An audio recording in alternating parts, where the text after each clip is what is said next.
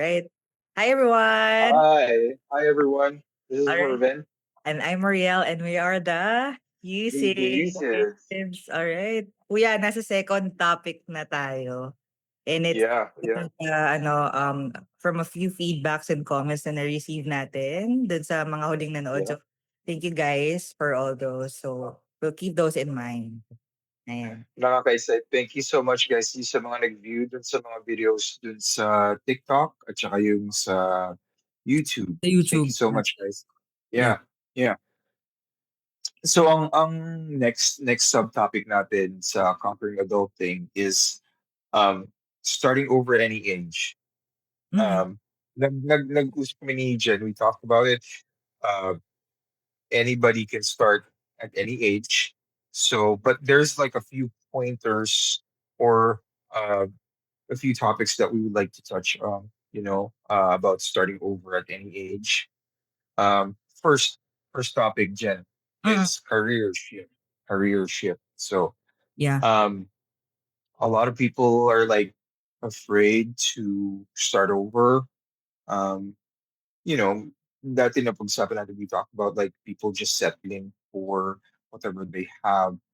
But some people, would take that risk for a career change, you Right. know. Ikaw ba, Tamar? Tanong ko lang, ano yung pwede mo maging trigger para career change or mag-shift ng career? So when I had that career change, kasi when I did say that I graduated physical therapy, Uh-huh. I had to change it because I I wasn't able to practice my physical therapy course. Mm-mm. Um, and at that time, like I said, booming nun is the medical transcription, Yeah. which I enjoyed a lot. So I had to, we had to go through training and stuff like that. And I enjoyed it. I enjoyed being a medical editor and a medical transcriptionist, which I carried over here when I moved here to the United States. It's just that when I moved here back in 2006 through 2009, I didn't have the chance to work as a medical transcriptionist right away. Right. So what I did was I uh, shifted a little bit to patient accounts. It's a little bit different, actually a lot different than what I did as a medical transcriptionist because it dealt with like patient accounts, collections, stuff like that, insurances.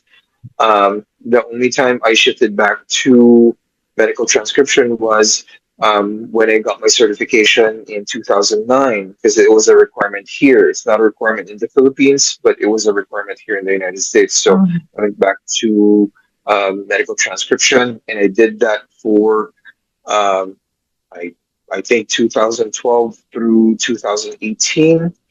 Um, and then I stopped because everybody was like, the doctors were transitioning to Dragon software, in which they were like dictating, and then the software automatically transcribed whatever whatever they were saying. So I had to find another um, alternative to what I was doing, and so um, si Ate Mukait, she suggested that I go into medical billing, and so I did take a course, um, medical coding.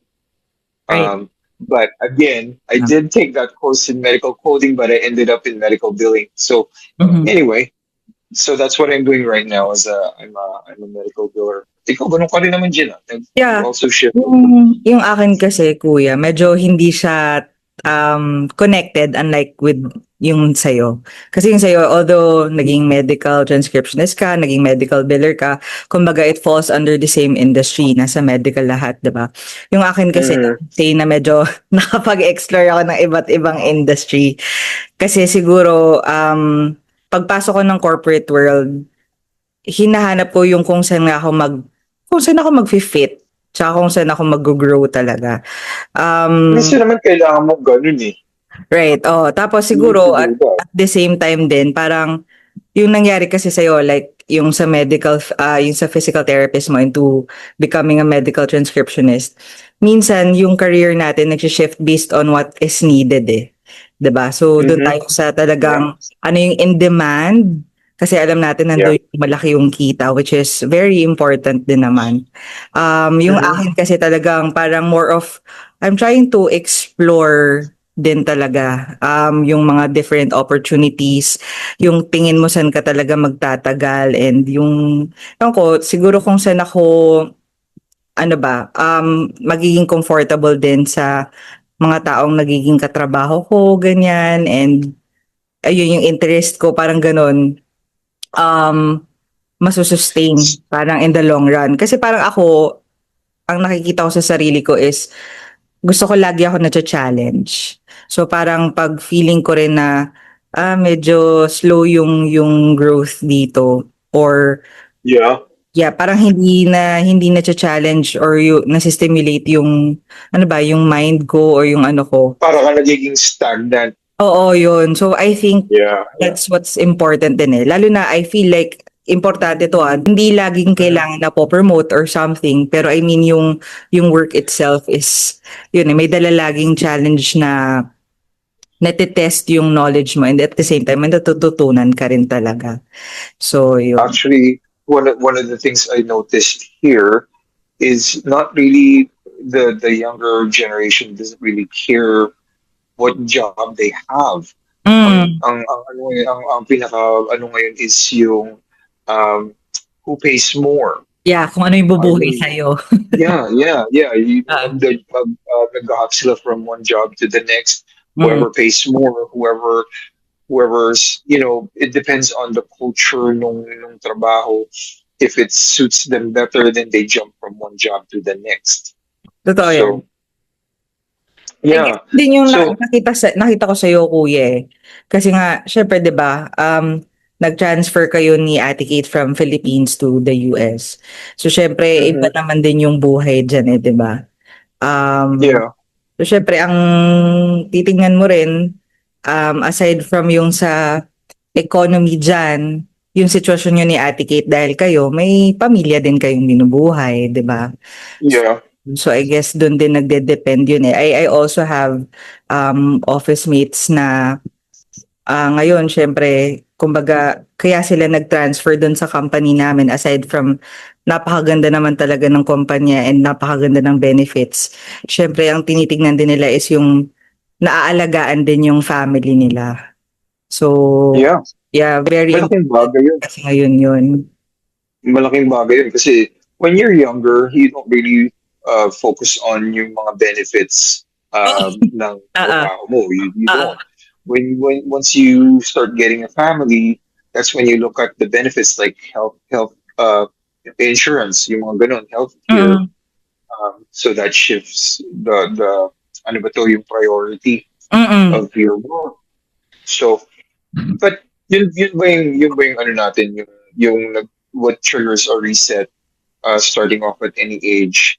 Um, ang ano, maybe you'll have some events that forces you to reevaluate your priorities and your values. So kagaya nung ano, lumipat kami dito kasi hindi naman namin na feel na ewan ko parang hindi sa Pilipinas yung ikaka-asenso namin. So when totoo. we Yeah. got the chance and gano'n naman talaga yun ang mahirap sa atin eh kasi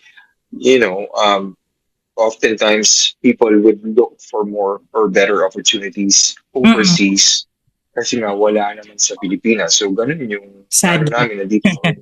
Yeah, Yeah. sadly, unfortunately, we lose a lot of like very good people, you know, dahil nag-iibang bansa yung mga professionals sa atin instead of just staying sa Pilipinas. Yeah. So, meron pang mga different points na nag-aano sa like restarting at any age.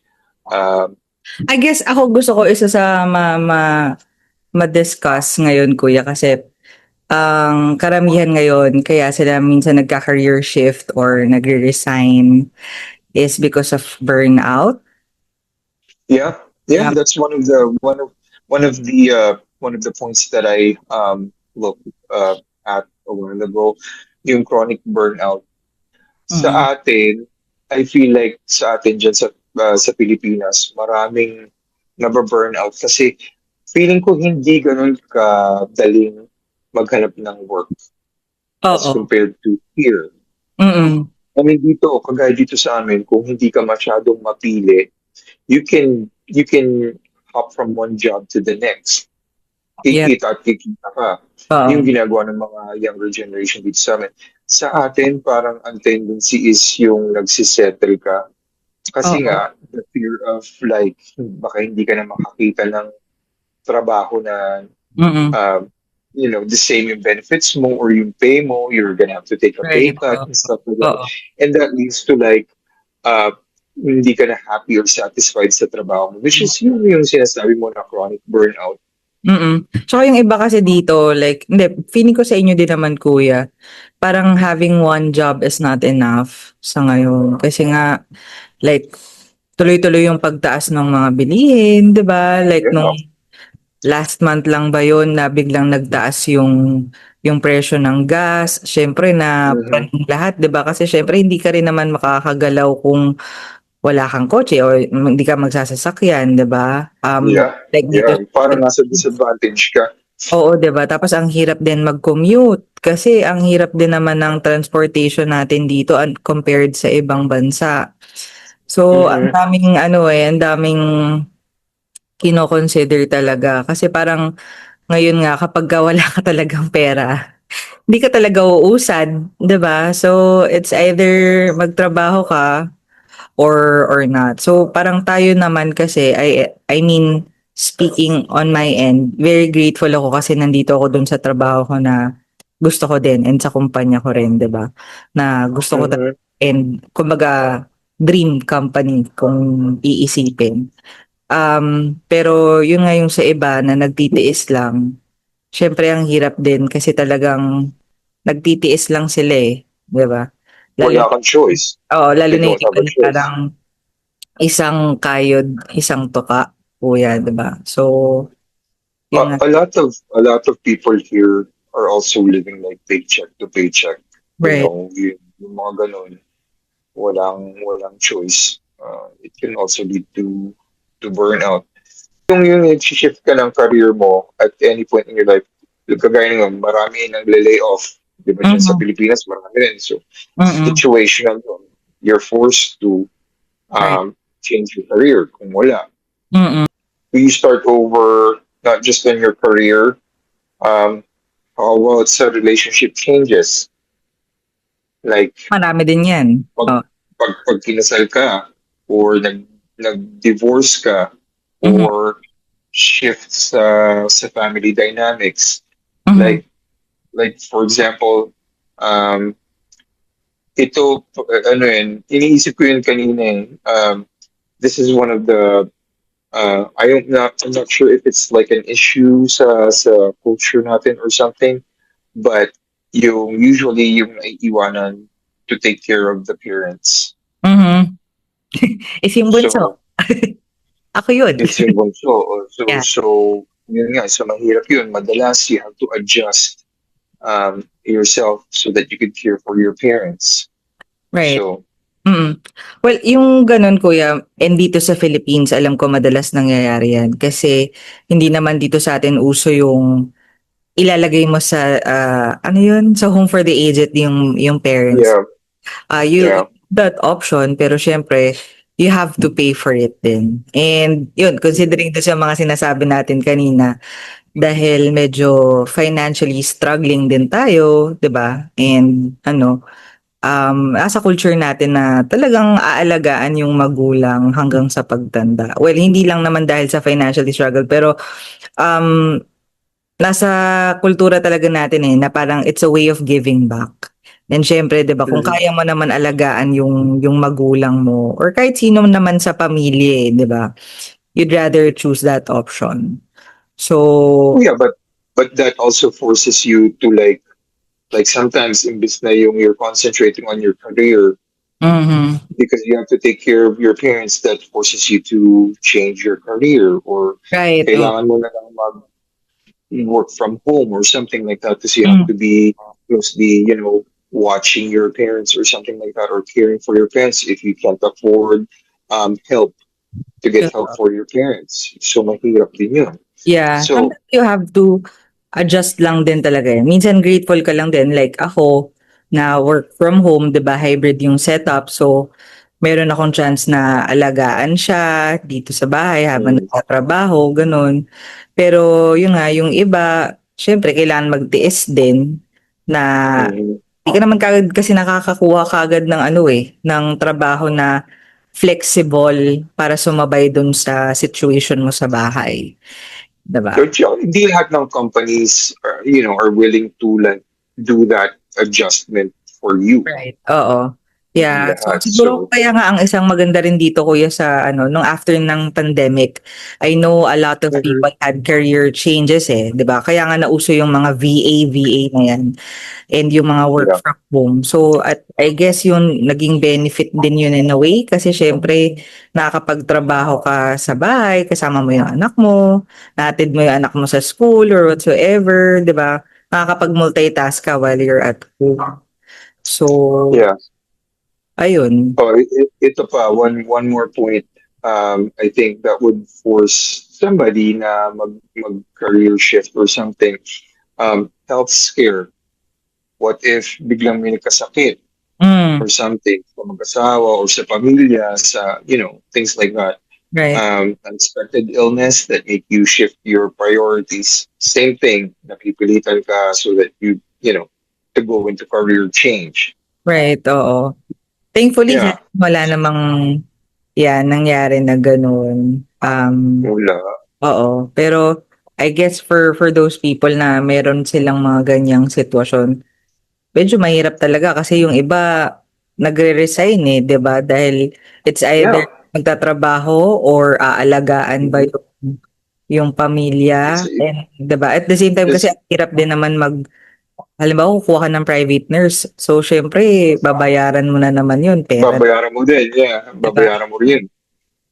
I think that's why a lot of people are like looking for extra streams of income nowadays. Mm, Parang it's a strong point to have like more streams of income. Sabi nga nila, at least what, seven streams mm, of income mm. para meron Ang kang hirap naman nun, financial Shiv. stability ng konti. Yeah.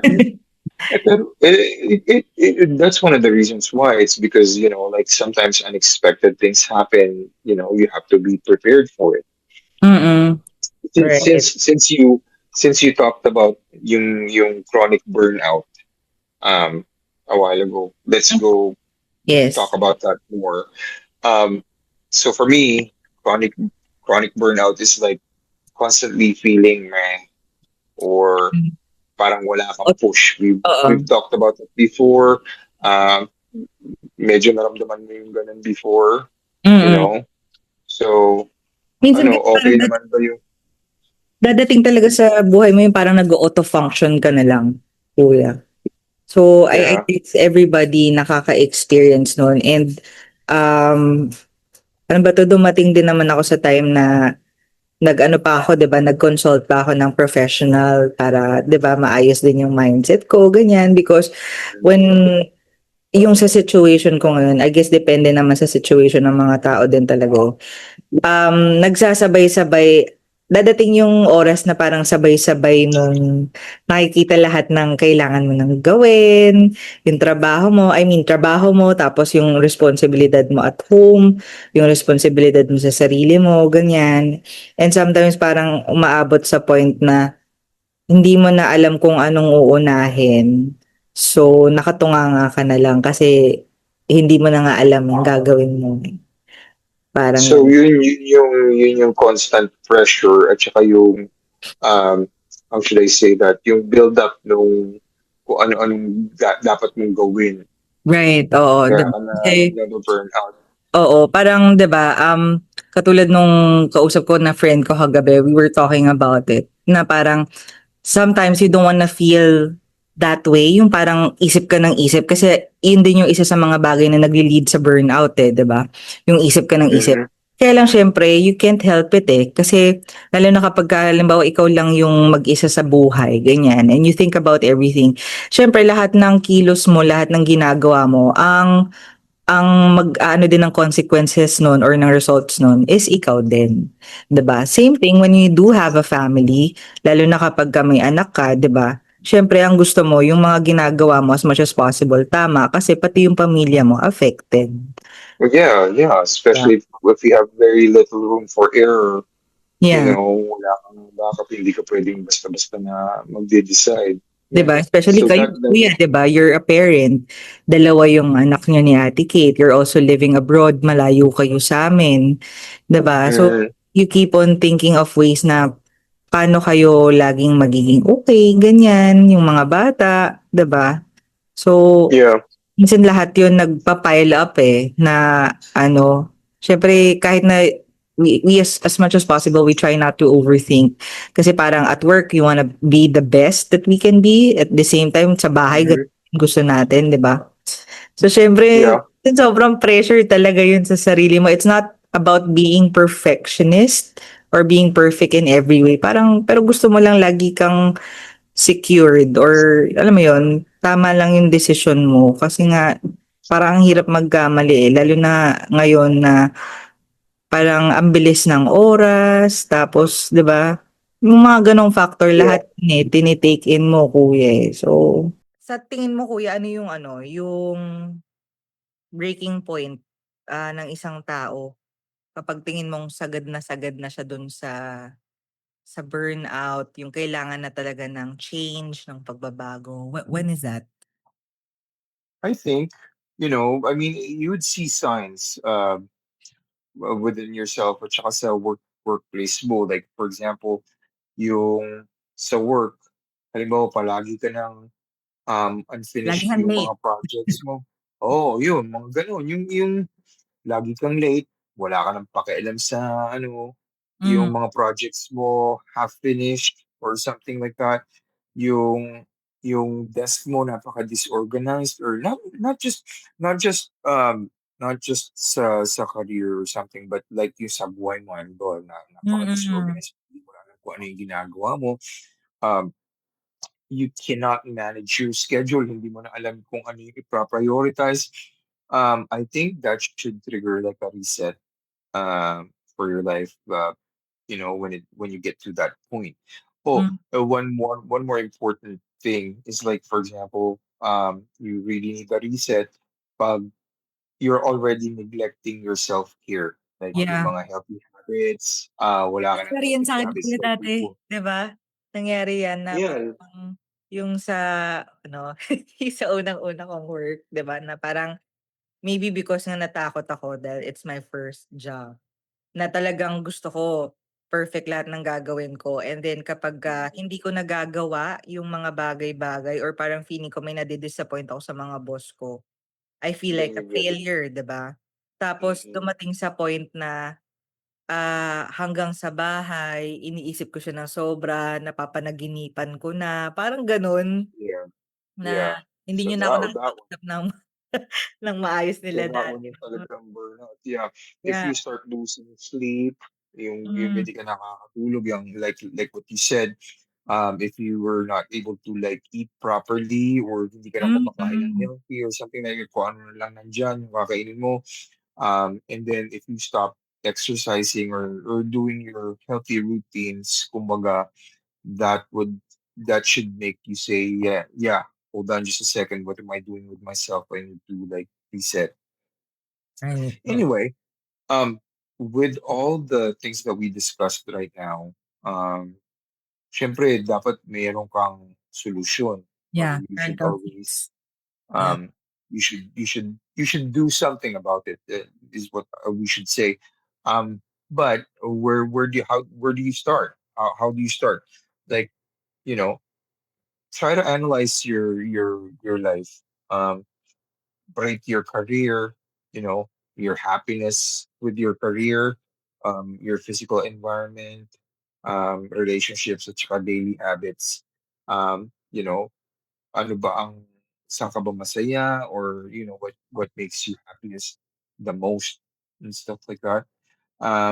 Identify with the aspects of your life, what is causing the feeling, di Totoo. ba? Yun Mm. yung simula, parang okay, you recognize parang um, what's happening.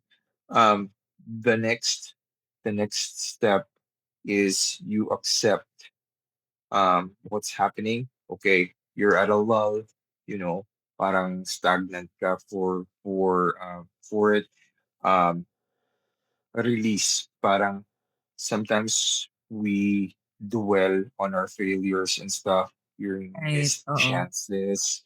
Uh, Mm. let go of that. Let go of that if you really want to reset. Oo. Feeling ko No? ano yun, dun nagtatagal minsan kuya, eh. Kasi sometimes 'di ba nga, parang feeling mo kapagka may hindi ka nagawa or parang halimbawa sa isang trabaho nga 'di ba, before this is kunwari your dream job pero, in the long run na-realize mo, "Shocks hindi pala ako fit dito, hindi pala ako nag-e-excel Na- dito." So minsan nightmare pala. oo 'di ba, Nightmare parang pala. so parang minsan tini-take mo yun sa sarili mo, eh, na parang shocks instead na ano, kaya mo ayaw bitawan, eh, kasi parang ang dating sa sarili mo failure yun on your part. So So you blame yourself on that one. Like if I oo, let myself go, tapos, or if I let this go, tapos hindi ako makakita ng ng ng kapalit nito, ibang, oh, oo, so magsisisi ka, oo, mawawala, which okay, well, I don't know, because hindi mo naman talaga malalaman kung hindi mo gagawin, di ba? There's yes, oo, always that risk, oo, you laging may know? risk, Uh, parte ng risk, oo. yeah. So, the next step would be to redefine yourself and your goals. Di ba? Nung nagsisimula ka palang magtrabaho, or bago ka magtrabaho, meron ka palaging pangarap na, oh, I'm gonna do this, I'm gonna Mm, reach this, mm, ito yung goal ko, ganyan. You can do that again. So right, look oo, into the future, like, oh, sige, if I'm gonna do something about my current situation, anong outlook ko, for how do I see myself in like 5 years, or even like, since ang bilis ng time yun, or how do I see myself like in 3 years, yeah, so yung ganun. Um, Also, once you redefine yourself, you need to recreate new rituals, or habits, you yes, know, oo, get back get back into exercising. It takes a while, and you also have to be patient with yourself. It's not like overnight. You cannot solve um problems overnight. It has to be like small steps. Um, you know, Anong sabi nga nila, um, I have a friend na mag-asawa sila tapos they have their own business and, they make it a point every day to have some physical activity like magpi-pickleball sila or basta yeah, running or kung ano man. Kasi nga sabi rin nung husband niya, hindi ko rin makalimutan yun is, at the end of the day, lahat yan mawawala sa'yo kung hindi ka healthy. So, yeah. take care of you first kasi nga kumbaga Invest in yourself. yeah, invest in yourself. Kasi like halimbawa, whether you own a business or empleyado ka, siyempre, hindi ka makakapag-perform ng maayos kung may sakit-sakit ka, 'di ba? Alam mo 'yun? And yung nga sabi niya na parang kung halimbawa naglalagay ka ng time for exercise, for positive rituals, like yung sinasabi mo kuya, mas nakaka-clear up siya ng mind, mas nakakapag-perform ka ng maayos. Alam mo yung mga dapat mong gawin and nakaka-improve siya ng aura. Positive yung aura mo. Mhm. So, yun. Alam, alam mo, I have two jobs at the moment. Um, I decreased my working hours dun sa isa kong trabaho sa retail job ko. Alam mo kung bakit? Kasi mayroon ako napanood one time, sabi nila na um, your employer would not remember you like working so much for them. Mhm. Hindi nila maalala yun. You're not gonna get rewarded for that, but your family will. Yeah. Yung mga anak mo lagi nilang matatandaan na hindi ka masyado nag-spend ng time with them and stuff. So, Yes. Oh. like, ako, lagi akong tinatanong ni Nikki if I'm gonna be going to my second job. So, I've cut down on my hours for that. I always try to spend quality time with them. I still work a lot of hours, but I've cut down like a lot, Totoo. you know. So, um, Work-life balance is the key. oh, yun. Yes, Yeah. yes, yes.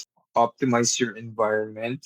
Uh, so focus on like small things at a time. Like, yung halimbawa, kasi madalas nakaka-overwhelm din yun pag mag-restart ka. So, focus on one thing at a time. Anong i-organize mo muna, declutter. Yung mga sa tingin mong hindi mo na kailangan, tanggalin mo. Tanggalin mo sa, Yeah. ano, mas konting distraction, mas madaling maka-adjust, Oo. you know. Less baggages. Um, Yeah. yeah. Tapos, um, ano bang tawag nito?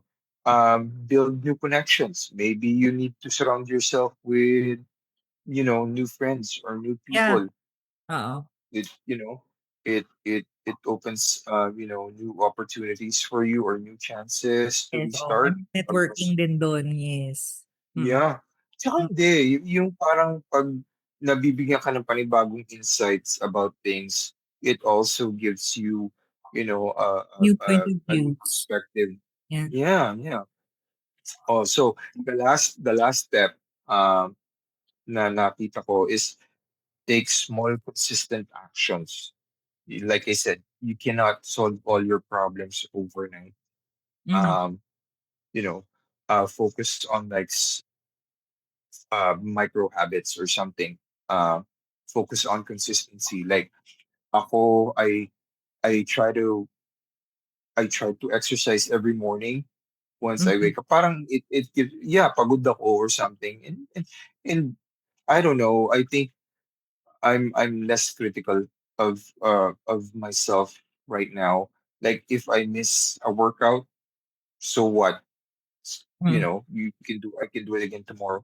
But you should always have the urge. Like for example, ito yung routine mo sa umaga.